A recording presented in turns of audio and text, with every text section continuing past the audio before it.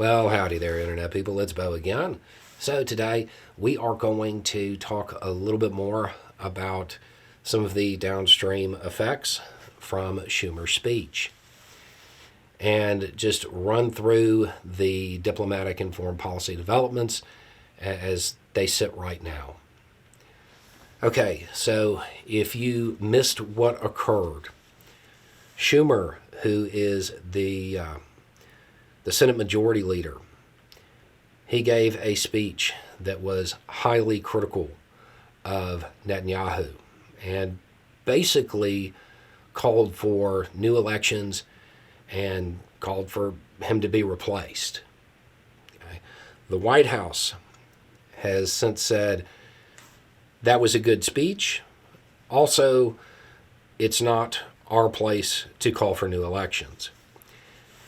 There has been mild pushback from within the United States to the speech.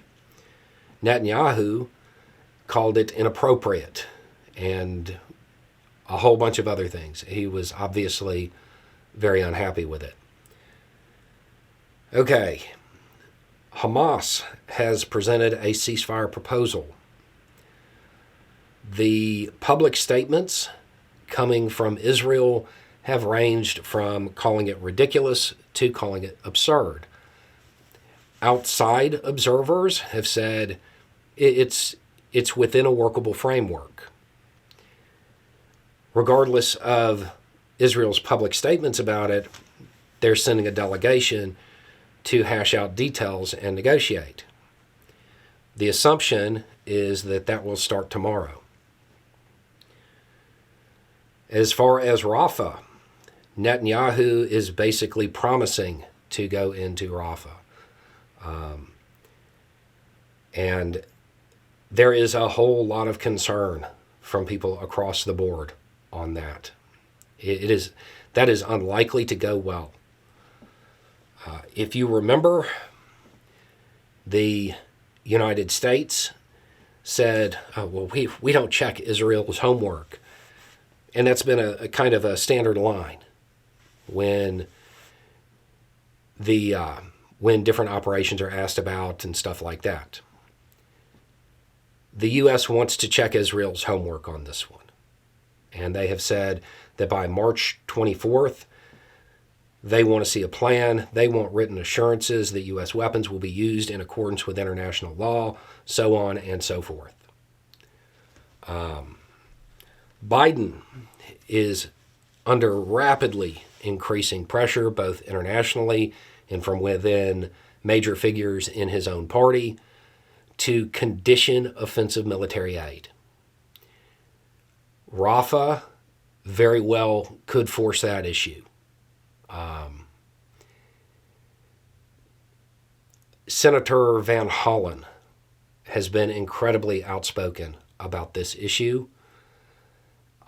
And it certainly appears to me that Van Hollen wants the aid conditioned yesterday and does not want to wait until the 24th.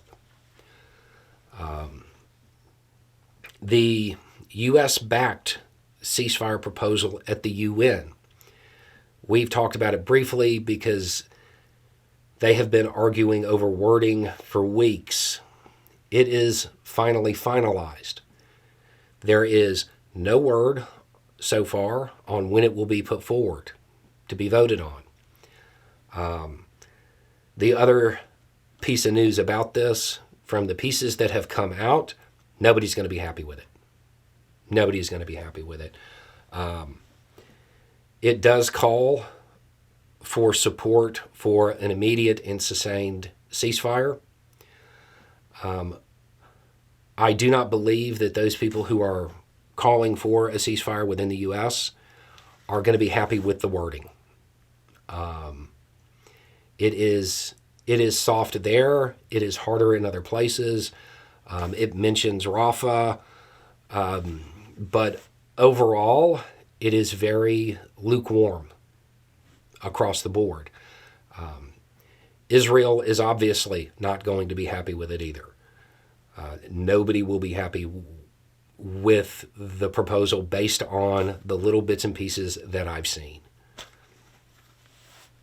So that's where things sit diplomatically on the foreign policy scene. One thing that I want to remind everybody as we talk about March 24th and a day here and a day there is that airdrops are still underway.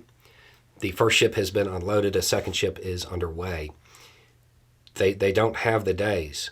People don't have food. Anyway, it's just a thought. Y'all have a good day.